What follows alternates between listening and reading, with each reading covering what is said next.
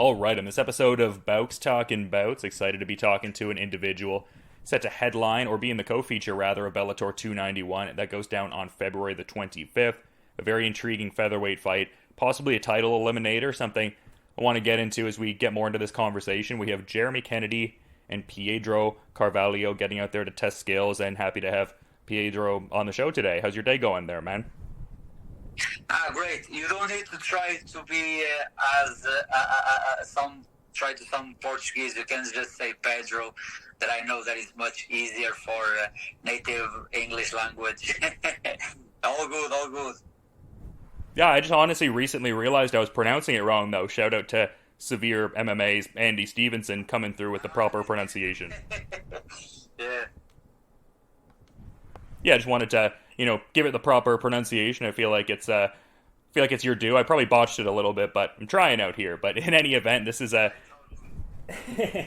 but yeah, this is a big fight coming up here, and like I was kind of saying in the intro, it kind of seems like this one would, be a title eliminator potentially, just both of you being, highly ranked contenders in the division. I mean, you're at number 3 and he's at number 5, and I saw you had a post kind of saying like you're going to be fighting for the number 1 contender spot. Is that something Bellator has expressly communicated to you, or more of just something you're, I guess, making an inference with because of where you're at in the rankings?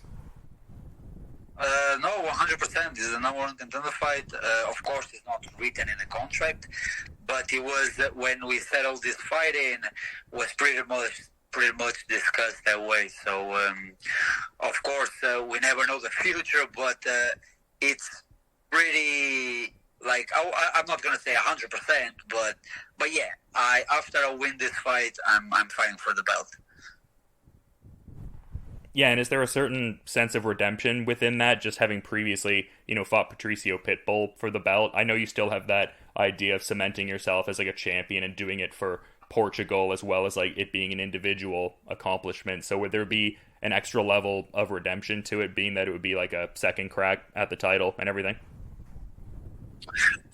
I'm not really thinking about redemption or revenge or whatever. I'm just thinking about me being world champion. That's it. I don't care if he's against Patrice, if he will be against anyone else. I don't really care. My focus is, of course, winning Jeremy Kennedy next week and then become world champion. That's all my focus is. I don't care about names. I don't care about nothing. I just care about me being champion. And that was it. Of course, it will be nice if I get the shot of a rematch against Patricia and prove what I've been said. But, we never know what's going to happen in the future, so I'm not going to get stuck about that idea.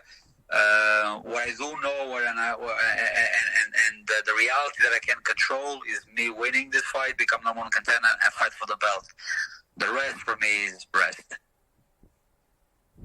So I guess you weren't paying too much attention to that comment Adam Borix put on one of your recent photos, or you had an Instagram post where you were like talking about how you're kind of like readying to become number 1 in the division, and you kind of seemed like he was chirping a little bit in the comments. I guess you're not really paying much attention to that sort of thing right now, eh?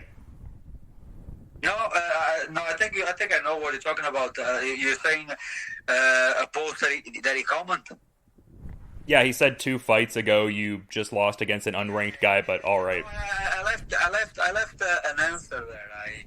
I just answered like I don't really know why he's so sore about me becoming number 1. Maybe because he knows that after this fight he's gonna lose the number 1 in the rankings. Maybe that's just hurting him a little bit, but it's all good. I don't right now. My focus not at all targeting to him. My focus is on becoming number 1 contender, and I know alongside that, there will always be people that don't like a lot that idea, that actually wasn't expecting me to be what I am right now, but, bad to them. I'm here, and, they never they always count me off, but that didn't stop me to be what I am, and, I'm one step away to become, again, on the top of the division. The other time, they because, I'm kind of used to, they always make excuses for my success But the fact is, I'm still here, and I'm, like I said, one step away from become world champion.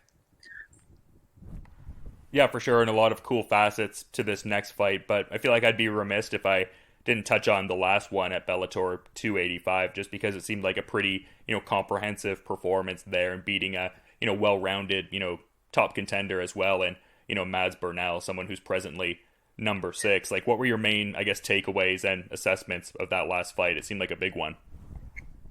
Oh yeah, it was a big one. If we forget about just people, even in terms of level, that was till today my biggest challenge to date, and I'm pretty happy because in my eyes, it was my best performance. Most of the people might remember Derek Campos' performance, where I just went like a wrecking ball and went through. But I do think that my best performance was against Mads Burnell, not only because of the level of the competition, but also it was just a complete performance where I never really got in danger, and then I was better in the striking and also surpassed them in his own strength. That was the grappling section. So, yeah, I was very happy. I was happy to see the results of my work, the results of the work that I've been putting on, of the changes that I made in me and in my game, and see all that came through. It just was cool. It was very satisfying, and I think it was the first time ever where I was genuinely happy about a performance of mine, because I'm always so criticized about myself, and last time it was the first time where I felt good about what I did. Yeah, it's good to have that kind of momentum heading into this one, not even just with it being a title eliminator and everything, but being in front of that Dublin crowd. And I actually spoke to you before your Bellator 270 fight that was at 3 Arena, and we were kind of talking about how, to you, it's like the pound for pound best crowd in MMA. Can you talk about just, I guess, the feelings of what it's like being at the nucleus of that crowd reaction? I'm very curious. It seems like it's a, very intense moment. Oh man, it's so hard to put into words because it's so special. It pretty is a show inside of a show. You know what I mean? You have the show Bellator, and inside of the show Bellator Dublin, there's another show that is the crowd. It's so amazing, and on top of that, having that same crowd in your favor, supporting you, sharing for you, and by rating with your wins, it's hard to put in words. So special. It's moments that I will take it for the rest of my life. I will remember for the rest of my life, because they are truly special, and I'm buzzing to have that again in 1 week, feel that again, and it's gonna be good. Yeah, and one of those times we were talking to, like, even before that aforementioned last fight in Ireland, like, we were talking about, like, just that momentum of SBG Ireland heading into these Dublin cards. Like you were saying, there's always like good momentum in the gym all throughout the year, but a certain like extra something special when it's like one of these Dublin cards. And I mean, we've got like Sinead Kavanagh, Peter Queally, Carl Moore. Like, can you speak to just how that feels, like the team representation for SBG on this event? Yeah, it really is a very special experience to have, because the experience is not only on fight night, it goes all the way to the very first day of camp, where you see, because, we have the match full 365 days a year, but when you have a big group of guys fighting in the same show, you can imagine the atmosphere is just special. It's just unique, and their full experience just starts, from day one in camp, all the way to the end of camp, and then it's the vibe around. It's so great on fight week when we are all in the hotel. It's always the great buzz. It's always the great vibe around. All the way to fight night. It's just great when we are like, you can see there you are on the lobby, and normally, I had the chance of being one of the last fighters on both times fighting, and just watching my teammates going into the arena, like we are going into war, and you have this every time we look at each other, and let's go, let's get this done, and it's so unique, so good, it's I think it's even unfair to try to put into words, because it truly is an amazing and special and unique experience. Yeah, and you always struck me as like a humble guy and everything, especially from like the roots you kind of came from. Like the very first time we were talking, you were discussing a lot of like the hardships that or rather that you had in place when you kind of like initially brought your family like over to Ireland and stuff like that, and you were like working in like a factory, like pretty arduous, rough job that was like really like wearing down on you, it seemed like, but you persevered through, and I mean you're in this great position now. Like, do you kind of look at it through that kind of context too, like just where you came from and just appreciating the whole thing like that? Oh, big time. My entire life, I always was a very positive guy. I always, since a kid, I always looking into every single thing, and I had a very hard childhood, because I come from very poor background. But even though I always kind of learn, I don't know how or why, but I think it's just my personality. I just look at everything in a positive perspective, and make out of their bad situation a good situation. And I look back, to be honest, to those times with a bit of nostalgia. Of course, I don't want to get back there. I'm very comfortable with the life that I have right now, and that I can give to my family. But I look back with not only with some nostalgia, but with big proud of myself.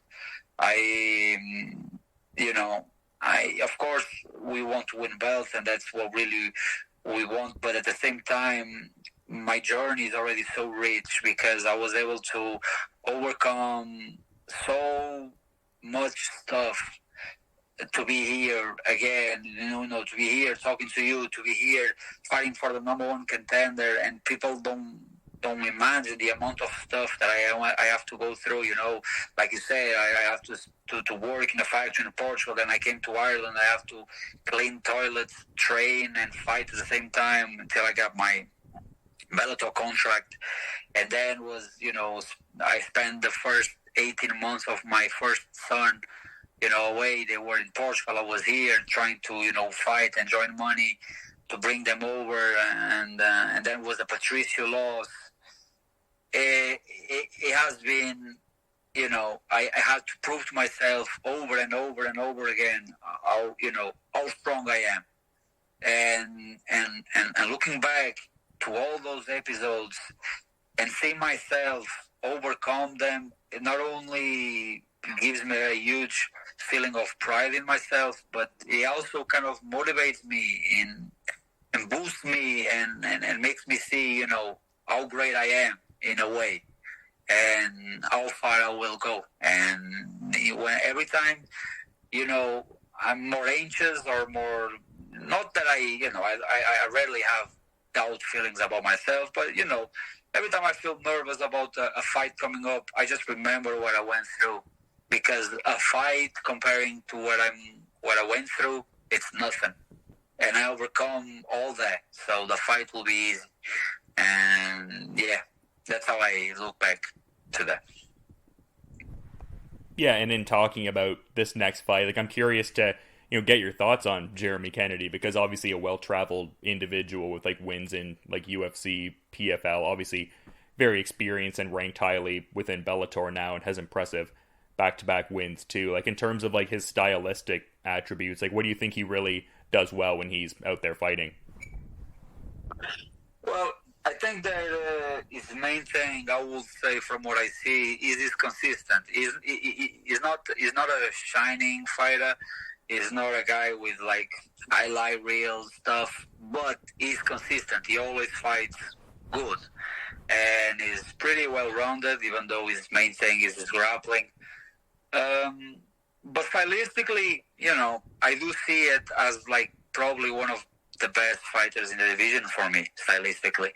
And I know the fight in his behalf is going to be he's going to try to make it very similar to what it was against Miles Burnell. He's going to try to beat me against the fans, take me down, keep me down. But if there's a thing that I'm well prepared, it's for those kind of games. If on fight night it try to stand and bang with me, I will gladly be there. But I do believe that he's going to try to take me down, of course, because it's his thing. And I'm super prepared to that. And, I just see my hand being raised February 25th. It's a very exciting fight for sure. Definitely a lot of high stakes, but you've been very good with your time, man. I want to be mindful of the rest of your schedule too, though. So is there any parting final thought you might want to add as we're kind of wrapping up here, man? Yeah, just, February 35th, tune in and don't blink. You might miss it. Yeah, it's going to be a great fight against Jeremy Kennedy, and I appreciate you coming on and giving great insights ahead of that. You have a good one, man. Thank you.